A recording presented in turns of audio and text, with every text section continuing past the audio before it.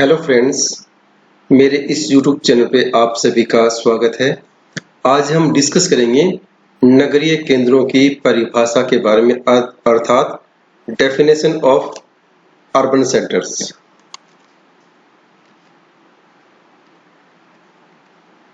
सबसे पहले हम देखते हैं कि नगरीय जो केंद्र है उसके बारे में अलग अलग जो विश्व स्तर के संगठन है वो क्या कहते हैं।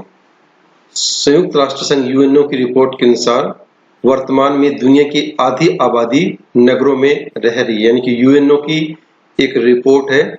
उसके अकॉर्डिंग पूरी दुनिया की जो आधी पॉपुलेशन है, हाफ पॉपुलेशन है, वो अभी शहरों में, नगरों में रहती है। वर्ष 2050 तक भारत की आधी जनसंख्या महानगरों एवं नगरों में निवास करने लगेगी। भारत के बारे में भी यूएनओ ने कहा है कि 2050 तक भारत की जो 50% पॉपुलेशन है वो नगरों और महानगरों में रहने लगेगी। इसी प्रकार ऑक्सफोर्ड इकोनॉमिक के अध्ययन के अनुसार वर्ष 2019 से लेकर वर्ष 2035 के मध्य तेजी से बढ़ने वाली सभी शीर्ष 10 नगर भारत के ही होंगे, यानी कि ऑक्सफोर्ड की एक का अध्ययन है, ऑक्सफोर्ड इकोनॉमी का। उन्होंने ये कहा है कि 2019 से लेकर 2035 के बीच में जो पूरी दुनिया के 10 बड़े नगर होंगे वो भारत से ही होंगे।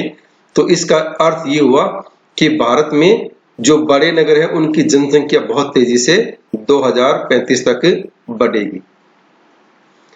इसी प्रकार से विश्व बैंक की वर्ष 2015 की एक रिपोर्ट के अनुसार भारत का नगरीकरण हिडन एंड मेसी अर्थात अघोषित एवं अस्त व्यस्त है।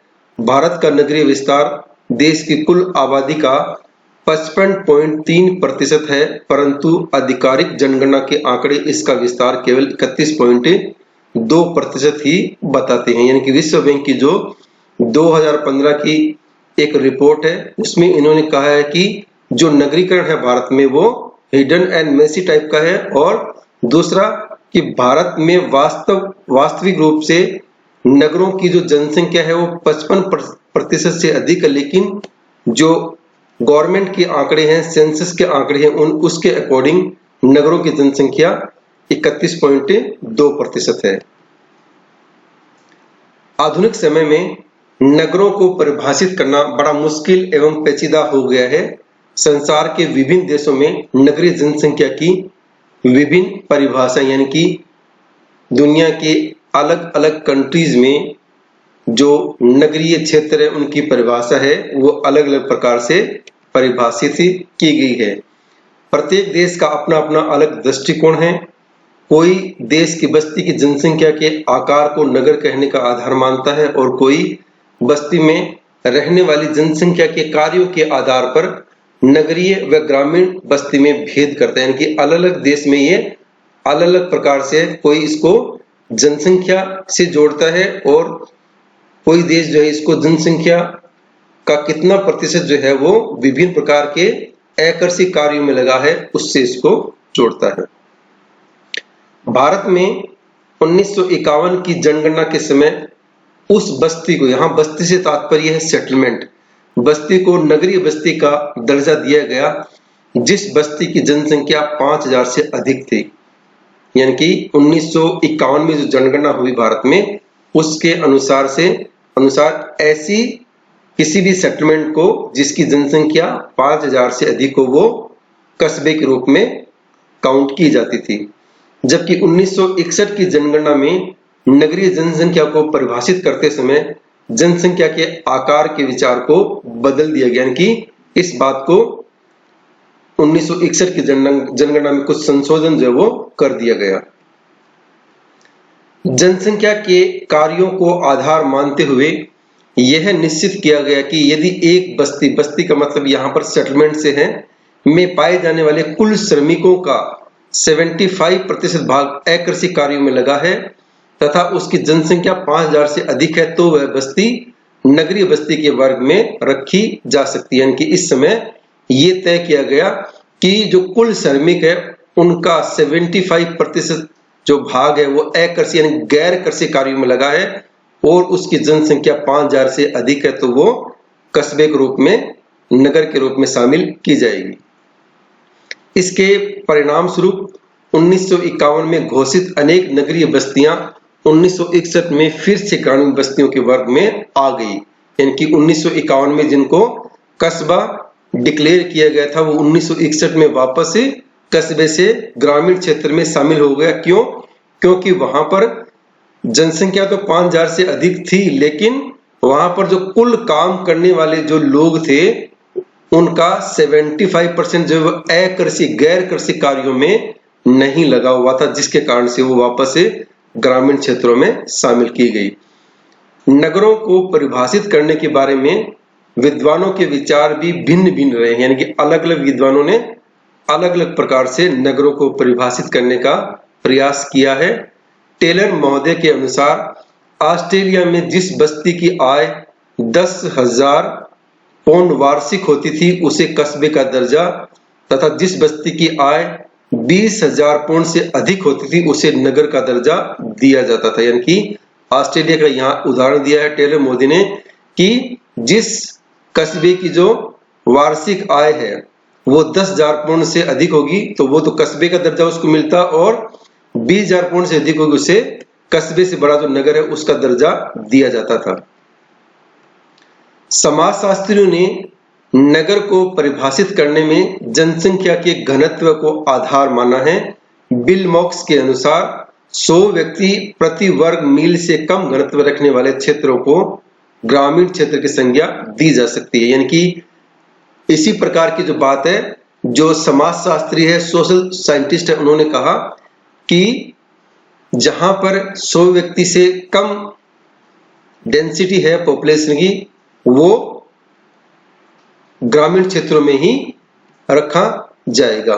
100 से लेकर 1000 व्यक्ति प्रति वर्ग मील तक घनत्व रखने वाली बस्ती को गांव का स्तर प्राप्त हो जाता है, और 1000 व्यक्ति प्रति वर्ग मील घनत्व रखने वाली बस्ती को नगर का स्तर प्राप्त होता है। यानी कि 1000 से ज्यादा पॉपुलेशन डेंसिटी होने पर ही उस बस्ती को नगर का जो स्तर है वो प्राप्त होता था, उसको नगर कहा जाता था।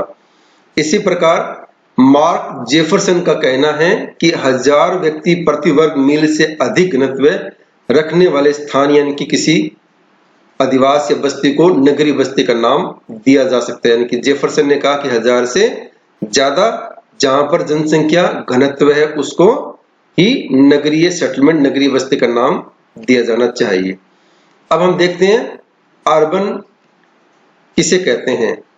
अर्बन से यहाँ तात्पर्य है constituents of urban area are statutory town, census town and outgrowth, अर्थात नगर वह अधिवास क्षेत्र है जहां कारिक विविधता और गहनता के साथ ही कारिक विशेषीकरण पाया जाता है। यानी कि नगर से ये तात्पर्य है कि जो लोग रहने वाले हैं उनका जो काम है, कार्य है, वर्क, उसमें विविधता भी हो, अलग अलग प्रकार के काम हो और इंटेंसिटी गहनता भी हो और कुछ विशिष्टीकरण भी हो कामों में। नगर की कारिक जनसंख्या गैर प्राथमिक कार्यों में संलग्न होती है, लेकिन विभिन्न प्रकार के आर्थिक कार्यों के अनुरूप विशेष कार्य खंडों का विकास होता है। यानी कि यहाँ पर ये कह रहे हैं कि जो नगर है उसमें जो जनसंख्या है उसका अधिकांश जो भाग है वो गैर कृषि कार्यों में, अलग अलग कामों में संलग्न होना चाहिए और कुछ कार्यों में उनको विशिष्टीकरण जो है प्राप्त होना चाहिए। इसी प्रकार से वैधानिक नगर है, स्टैट्यूटरी टाउन है, इसका तात्पर्य है नगरपालिका, निगम, छावनी, बोर्ड या अधिसूचित नगर क्षेत्र सीमित आदि के साथ सभी स्थान। यानी कि ऐसे स्थान जहां पर नगरपालिका हो, निगम हो, छावनी हो, उनको वैधानिक नगर या स्टैट्यूटरी टाउन के नाम से जाना जाएगा। All places with a municipality, corporation, cantonment, board और notified town area committee etc. वो सारे इसके अंदर स्टैट्यूटरी टाउन में अंदर शामिल किए जाएंगे। इसी प्रकार से सेंसस टाउन वे स्थान जो निम्नलिखित मापदंडों को पूरा करते हैं को जनगणना टाउन या सेंसस टाउन जो है वो कहा जाता है। सबसे पहला है उस कस्बे की जनसंख्या मिनिमम 5000 हो, गैर कृषि गतिविधियों में लगे पुरुष मुख्य कामकाजी आबादी का कम से कम 75% हो, यानी कि गैर कृषि जो काम में लगे हुए मेल पॉपुलेशन है वो 75% से अधिक होनी चाहिए। और साथ में तीसरा बिंदु है कम से कम 400 प्रति वर्ग किलोमीटर की आबादी का घनत्व होना चाहिए, यानी कि साथ में तीसरा बिंदु कि वहां की जो पॉपुलेशन डेंसिटी है वो 400 किलोमीटर कम से कम होनी चाहिए। उसी को सेंसस टाउन के नाम से जाना जाएगा। यहाँ पर भी सेंसस टाउन जो है इंग्लिश में बताने का प्रयास किया गया कि सेंसस टाउन किसे कहते हैं। इसी प्रकार से है आउटग्रोथ। आउटग्रोथ से मतलब है आउटग्रोथ एक व्यवहार्य इकाई होनी चाहिए, जैसे कि गांव या वैधानिक शहर से सटे गांव का हिस्सा और बुनियादी सुविधाओं जैसे पक्की सड़कें, बिजली, नल, जल निकासी व्यवस्था, शिक्षा व्यवस्था, डाकघर, चिकित्सा सुविधाएं, बैंक इत्यादि। यानी कि शहर से बाहर का जो हिस्सा है, बाहर जो नए एरिया में जो फैलाव हो रहा है, उससे यहाँ पर तात्पर्य है। आउटग्रोथ के उदाहरण के रूप में रेलवे कॉलोनियां, विश्वविद्यालय परिसर, पोर्ट क्षेत्र हैं जो वैधानिक शहर के पास अपनी वैधानिक सीमा के बाहर आ सकते हैं, लेकिन एक गांव या गांव की राजस्व सीमा के भीतर जो शहर या शहर के समीप, यानी कि आउटग्रोथ एरिया में रेलवे कॉलोनी हो सकती है, कोई स्कूल यूनिवर्सिटी हो सकती है, कोई पोर्ट हो सकता है और दूसरे भी कोई इंडस्ट्रियल इकाई हो सकती है। शहर से सटी हुई होनी चाहिए, लेकिन वो उसकी जो सीमा है या मूल रूप से वो किसी न किसी गांव में उसकी भूमि आती है, लेकिन वो शहर के नजदीक होने के कारण से आउटग्रोथ एरिया में शामिल की जाती है। यहाँ पर भी ये नीचे आउटग्रोथ क्या है इसको इंग्लिश में एक्सप्लेन किया गया है। इसी प्रकार से है नगरीय एकत्रीकरण, जिसको इंग्लिश में अर्बन एग्लोमरेशन के नाम से जानते हैं।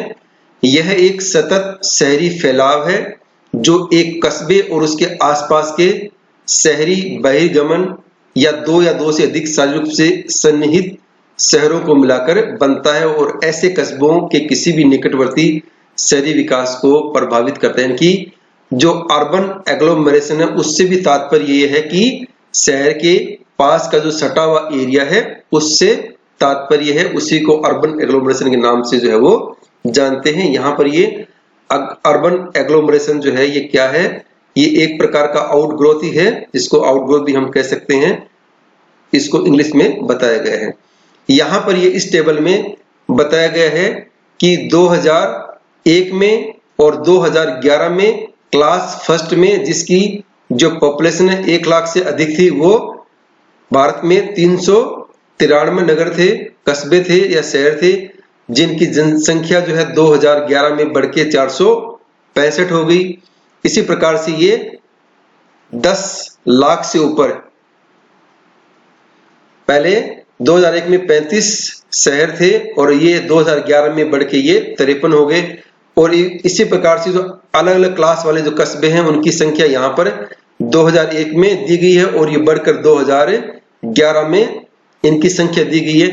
तो यहाँ 2011 का जो कॉलम में इसको देखने से ऐसा लगता है कि 2001 में जितने नगर थे उन नगरों की संख्या बढ़ के 2011 में लगभग जो है वो कहीं डबल और कहीं 1.5 गुना ज्यादा जो है वो हो चुकी है।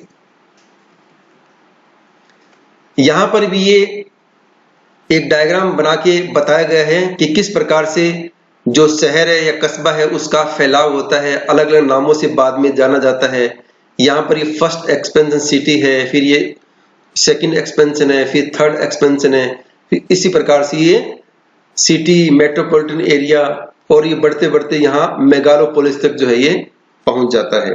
तो इस प्रकार से इसमें ये बताने का प्रयास किया गया है कि शुरू में स्टार्टिंग में वो एक छोटे से कस्बे के रूप में विकसित होता है, लेकिन धीरे धीरे समय के अनुसार बढ़ते बढ़ते वो आसपास में बहुत सारे शहर आपस में जुड़ जाते हैं, बन जाते हैं और मेगालोपोलिस जो है वो वहां पर उस क्षेत्र में बन जाता है।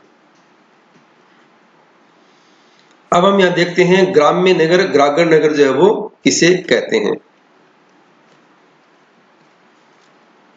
रूरबन सेंटर, ग्रामीण शब्द का प्रयोग अंग्रेजी के शब्द रूरबन के लिए किया जाता है। यह नगरीय सांतत्य अर्बन कंटिन्यूम की प्रथम कड़ी कहा जा सकता है, यानी कि जो नगर जो है, नगर शुरू में जहां पर बनता है उसकी प्रथम कड़ी के रूप में कहा जाता है।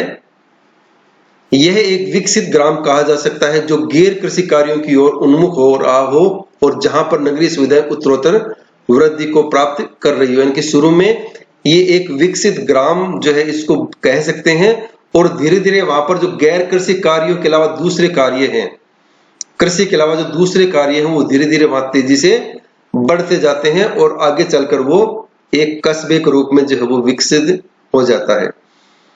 इस रूप में यह अधिवास न तो ग्रामीण कहा जा सकता है और न ही नगरीय, यानी कि जो ग्राम्य नगर या ग्रामीण नगर है वो ना तो पूर्ण रूप से गांव होता है और ना ही पूर्ण रूप से वो शहर होता है। अब हम देखते हैं नगर या टाउन की वर्तमान में जो परिभाषा है वो किस प्रकार से दी गई है, या इससे पहले के समय में और अब के समय में क्या अंतर देखने को मिलता है। भारतीय नगर की परिभाषा इस प्रकार की गई है, नगर वह अधिवास है जिसकी आबादी कम से कम 5000 हो और जहां पर गैर कृषि कार्य में संलग्न लोगों का अनुपात कम से कम 75%, यानी कि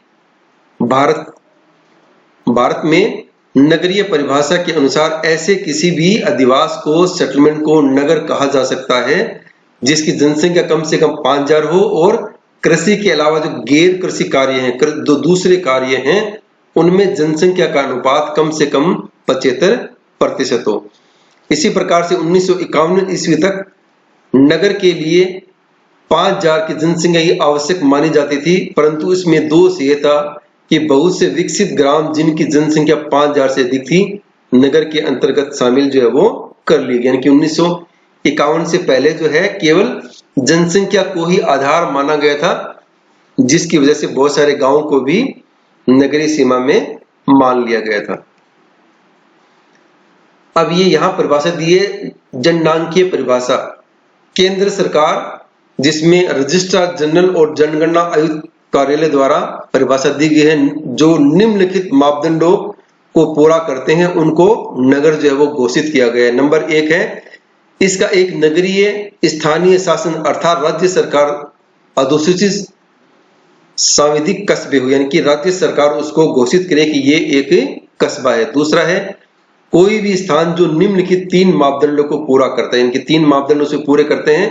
पहला मापदंड है कि जनसंख्या 5000 से कम नहीं होनी चाहिए। दूसरा मापदंड है कि 75% से कम पुरुष जनसंख्या जो है वो गैर कृषि कार्यों में संलग्न नहीं होनी चाहिए। 75% से अधिक जो है वो गैर कृषि कार्यों में पुरुष जनसंख्या होनी चाहिए, और जो जनसंख्या घनत्व है न्यूनतम वो 400 व्यक्ति प्रति वर्ग किलोमीटर जो है वो होना चाहिए।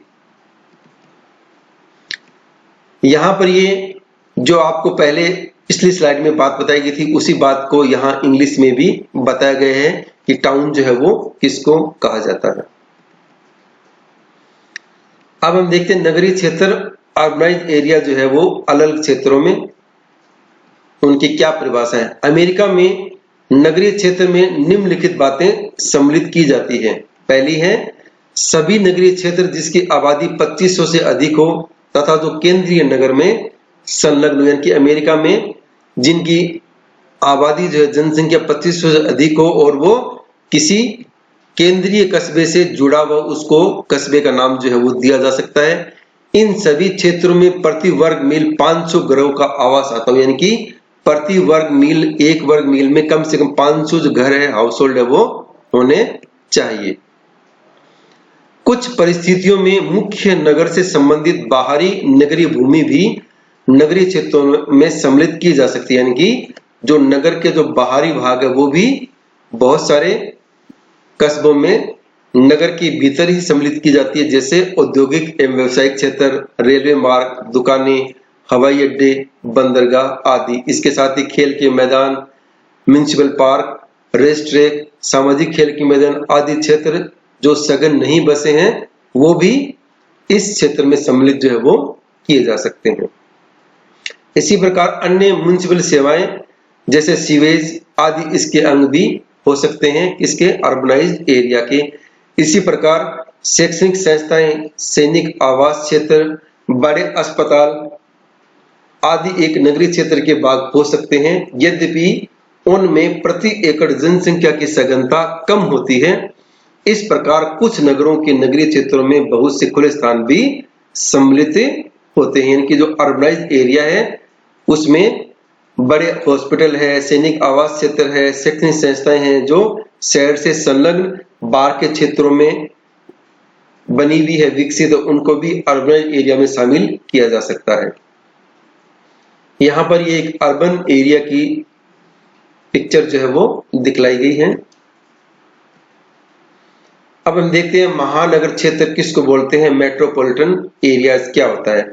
साधारणतया यह क्षेत्र एक समाकलित आर्थिक इकाई का होता है जिसमें मुख्य नगर या नगरों तथा उसके आसपास के नगरीय क्षेत्रों में प्रतिदिन आवागमन होता है। यानी कि महानगर से मतलब है कि यहाँ पर बहुत सारी विभिन्न टाइप की इकोनॉमिक एक्टिविटी जो है वो की जाती है और आसपास के क्षेत्रों से या नगरों से बहुत सारे लोग जो है प्रतिदिन आवागमन अपने काम के हिसाब से वहां पर आते हैं और बहुत बड़ा ये क्षेत्र होता है।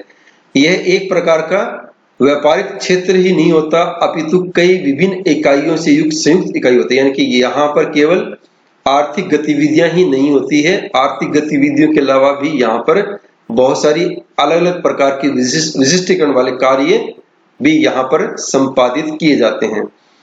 सन 1951 की जनगणना में महानगरीय क्षेत्र के समीपवर्ती क्षेत्रों की जनसंख्या प्रति वर्ग मील 150 या उससे अधिक थी तथा क्षेत्र के विभिन्न भागों में कम से कम 2/3 लोग गैर कृषि कार्यों में संलग्न थे, परंतु वर्तमान में ये सारे नियम जो है वो बदल गए हैं क्योंकि जो छोटे या बड़े कस्बे या जो महानगर है उनकी जनसंख्या भी बहुत तेजी से बढ़ चुकी है, इसलिए जो पुराने नियम है वो लगभग सारे बदल गए हैं।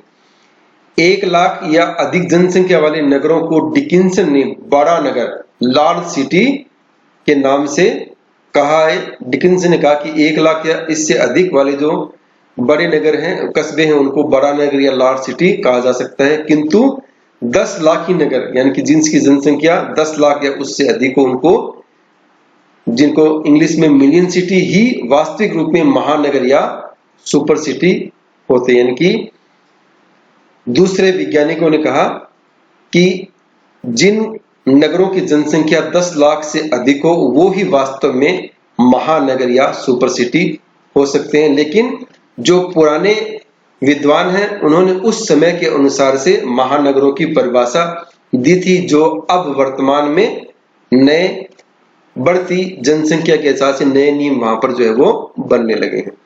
यहाँ पर ये एक महानगर है, मेट्रो सिटी की फोटो जो है वो दी हुई है। अब हम देखते हैं मेगालोपोलिस या वरहन नगर किसे कहा जाता है। 20वीं शताब्दी में ही बहुत से महानगरों के योग से विकसित विशाल नगरीय क्षेत्रों के लिए मेगालोपोलिस शब्द का प्रयोग किया गया। यानी कि 20वीं शताब्दी में बहुत से कस्बे आपस में एक क्षेत्र में बढ़ते गए और लगभग वो जुड़ से गए, उनको मेगालोपोलिस के नाम से जाना जाता है। और ये जो मेगालोपोलिस शब्द ये ग्रीक भाषा का शब्द है, इसका तात्पर्य होता है एक बहुत बड़ा नगर। यह एक अनेक महानगरों से मिलकर बना एक विशाल नगरीय प्रदेश है जिसका विस्तार कई 100 किलोमीटर में हो सकता है। यानी कि जो मेगालोपोलिस है ये कई 100 किलोमीटर में हो सकता है और जिसमें बहुत सारे नगर जो है, बड़े बड़े महानगर जो है वो सम्मिलित होते हैं। इस मेगालोपोलिस की उत्पत्ति समुद्र तटीय व्यापार तथा समुद्र तट पर स्थापित व्यापारिक नगरों के कारण हुई है। यानी कि समुद्र के किनारे किनारे बहुत सारे जो छोटे कस्बे थे वो बड़े नगरों, महानगरों के रूप में विकसित हो गए और उनके बीच की जो दूरी है वो लगभग एकदम से कम हो गई और इसलिए उस क्षेत्र को पूरे को मेगालोपोलिस के नाम से जाना जाता है। और महानगरों के आसपास के नगर बाह्य आदि इस उत्तरोत्तर विकास होता गया। यानी कि समुद्र तट के पास में जैसे जैसे व्यापार का विकास हुआ वैसे वैसे धीरे धीरे इन नगरों का विकास हुआ और ये महानगर बनते गए। कई नगरीय क्षेत्रों के मिलने से एक वृहद नगरीय क्षेत्र का उद्भव हुआ जो कई प्रदेशों तक विस्तृत हो सकते हैं। कि बहुत सारे नगरीय क्षेत्र है वो आपस में मिल गए और ये एक प्रदेश ही नहीं कई प्रदेशों में भी आपस में मिलने से हो सकता है। जैसे संयुक्त राज्य अमेरिका के उत्तरी पूर्वी समुद्र तट पर उत्तर में बोस्टन से लेकर दक्षिण में वॉशिंगटन तक एक विशाल नगरीय क्षेत्र देखने को मिलता है जिसका विस्तार कई रियासतों जैसे Massachusetts, New York, Pennsylvania, Virginia, north Carolina तक है। यानी कि यहाँ पर एग्जाम्पल दिया गया है यूएसए का जिसमें बोस्टन से लेके वॉशिंगटन तक का जो क्षेत्र है उसमें बहुत सारे स्टेट में अलग अलग जो बहुत सारे बड़े बड़े महानगर वो सारे के सारे मिल गए और मिल के एक बहुत बड़ा क्षेत्र हो गया। यहाँ पर इस स्लाइड में आप देख सकते हैं ये बोस्टन और ये बोस्टन से लेके यहाँ पर पूरे ये यहाँ पर न्यूयॉर्क से लेके ये बहुत सारे बीच बीच में बड़े बड़े महानगर है। ये सब लगभग पूरा पूरा एक क्षेत्र जो है ये विकसित जो है मेगालोपोलिस के रूप में हो गया है। अब हम देखते हैं नगरमाल किसे कहते हैं। नगरमाल शब्द अंग्रेजी के कॉन्ड्रोबेसन शब्द का हिंदी रूपांतर है। यानी कि जो हिंदी रूप में इसको बोलते हैं नगरमाल और इंग्लिश में बोलते हैं इसको कॉन्ड्रोबेसन। अंग्रेजी का कॉन्ड्रोबेसन शब्द प्रख्यात समाजशास्त्री पैट्रिक गैडिस ने सन 1915 में अपनी पुस्तक सिटीज इन एवोल्यूशन में सबसे पहले प्रयोग किया था। यानी कि जो पैट्रिक गैडिस थे उन्होंने इस शब्द का सबसे पहले प्रयोग 1915 में किया था। गैडिस ने मूलतः ऐसे विस्तृत नगरीय क्षेत्र को नगरमाल की संज्ञा दी थी जो पृथक पृथक कई विकासमान नगरों के सम्मिलन से बना। यानी कि ऐसे बहुत सारे अलग अलग नगर थे ये आपस में मिलने से बहुत बड़ा एक क्षेत्र बन गया नगरमाल का। उसको उन्होंने नगरमाल का जो नाम जो है वो दिया था। नगरमाल वह क्षेत्र है जिसमें निवास स्थानों की सतत श्रृंखला होती है। यानी कि नगरमाल से तात्पर्य कि जो रिहायशी क्षेत्र है रेजिडेंट क्षेत्र है ये दूर दूर तक सड़क के किनारे किनारे काफी दूर तक होता है तथा जिसमें अन्य भवनों के अलावा बंदरगाह नगरीय क्षेत्र के द्वारा एक दूसरे से पृथक नहीं होते। यानी कि जो बिल्डिंग्स है वो दूसरे नगरीय क्षेत्र के आने से भी अलग नहीं होते, लगातार इनका विस्तार होता चला जाता है। यद्यपि नगरमाल के अंतर्गत कहीं कहीं ग्रामीण भूमि के ऐसे घर भी सम्मिलित कर लिए जाते हैं जिनमें खेती होती है। यानी कि नगरमाल में बीच बीच में कृषि फार्म या ग्रामीण क्षेत्र भी है वो दिखलाई देता है। नगरमाल की मुख्य विशेषता नगरीय जनसंख्या घनत्व बहुत कम होता है। यानी कि नगरमाल में नगरीय जनसंख्या जो है उसका घनत्व डेंसिटी कम होती है। यहां पर ये नगरमाल का